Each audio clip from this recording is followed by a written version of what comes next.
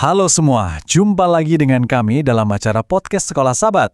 Nah, hari ini kita bakal langsung masuk ke satu topik yang, ya jujur aja, ini penting banget dan pastinya dekat sama keseharian kita semua.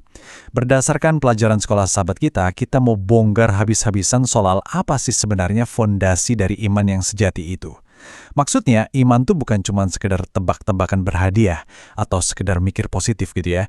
Ini soal sebuah kepastian yang super solid, walaupun wujudnya nggak kelihatan. Menarik kan? Yuk kita bahas.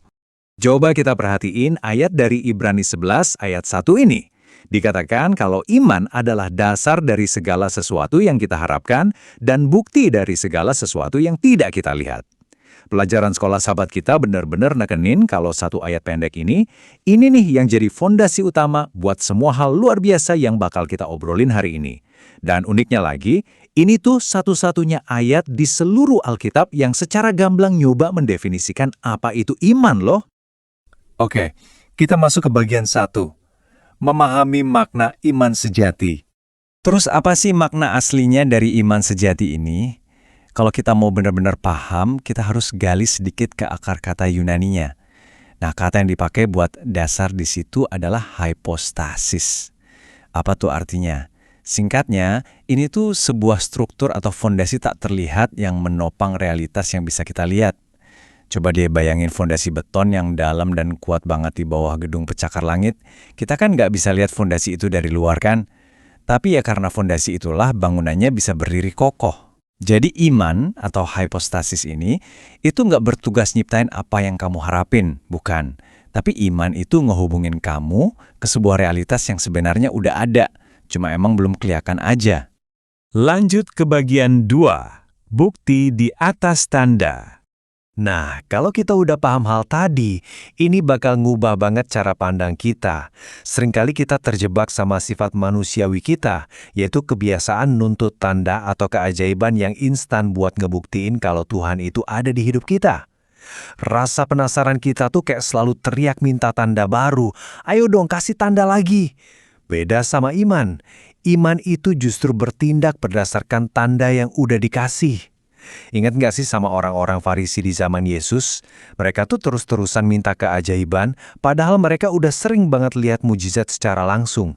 Tapi, seperti yang diingetin sama pelajaran Sekolah Sahabat kita, iman yang beneran itu bukan soal seberapa banyak bukti visual yang kita terima tiap hari. Iman itu adalah saat kita berani melangkah dan bertindak berdasarkan bukti kasih-Nya yang emang udah disediain Tuhan buat kita selama ini.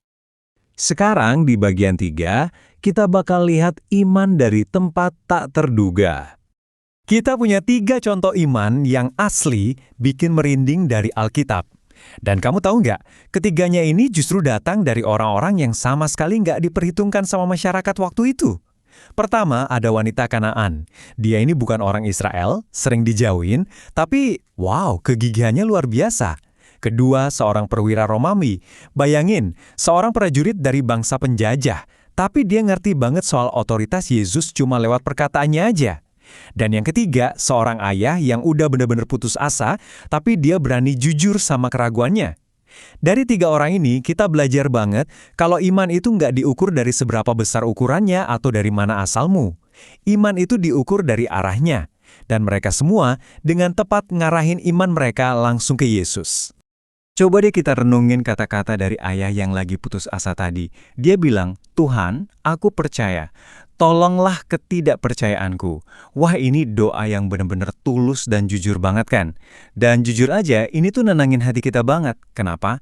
Karena ternyata Yesus nggak nolak loh iman yang masih kusut, masih ragu-ragu, atau yang rasanya cuma setengah-setengah. Yesus nggak akan pernah buang muka, asalkan kita mau ngarahin semua keputusasaan kita itu dan berseru langsung ke Dia.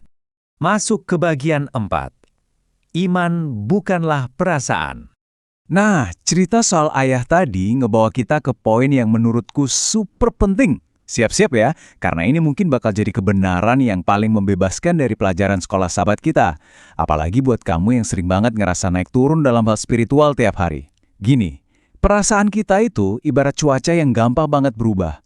Bisa berubah tiap jam, tergantung keadaan di sekitar kita kan?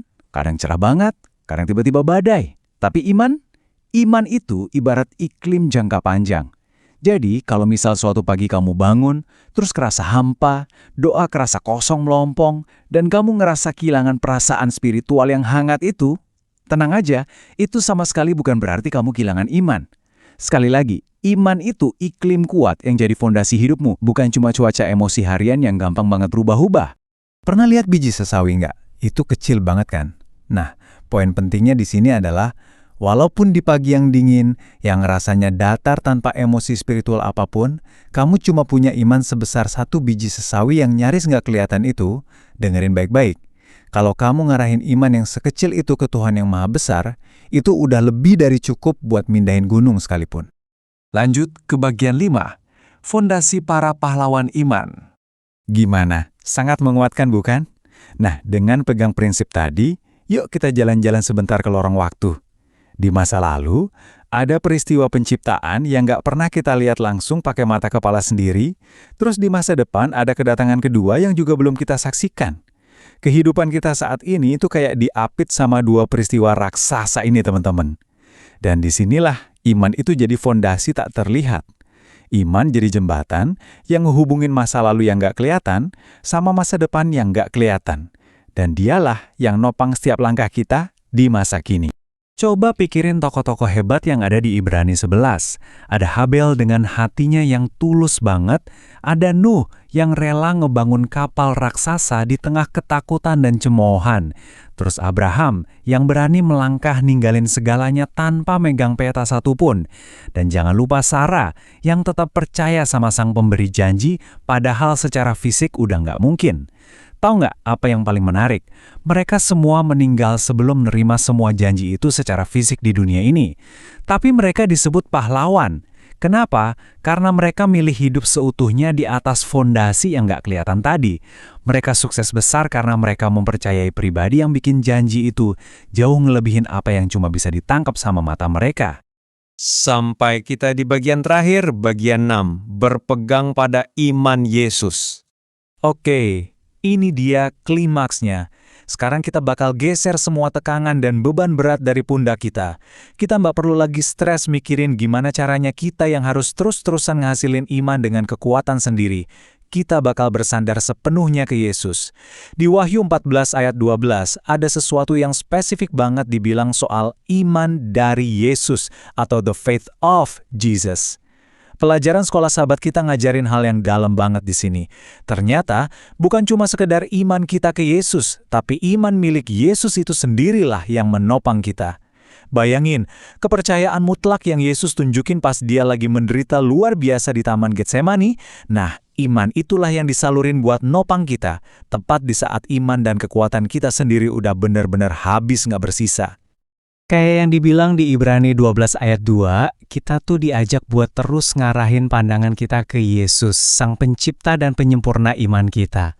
Jadi gini, Yesuslah yang nulis kalimat pertama dari perjalanan imanmu, dan Dia juga loh yang bakal nyelesainnya sampai titik terakhir. Jadi lepasin aja beban itu dari pundakmu. Kamu tuh nggak lagi berjuang sendirian buat nahan dan nopang dirimu sendiri. Kamu itu lagi ditopang dengan sangat kuat sama Dia. Sebagai penutup nih, coba deh bayangin, ada seorang anak balita berdiri di tepi kolam air. Pas dia lompat ke air, dia lompat bukan karena dia ngerti fisika air, atau karena dia tahu seberapa dalam airnya kan? Enggak. Dia lompat semata-mata karena dia percaya 100% sama lengan ayahnya yang udah terulur nungguin dia di bawah sana. Nah, pertanyaannya buat kita semua hari ini, maukah kamu melompat ke dalam pelukan lengan yang sebenarnya udah kamu kenal banget itu? Terima kasih sudah menyaksikan, Tuhan Yesus memberkati.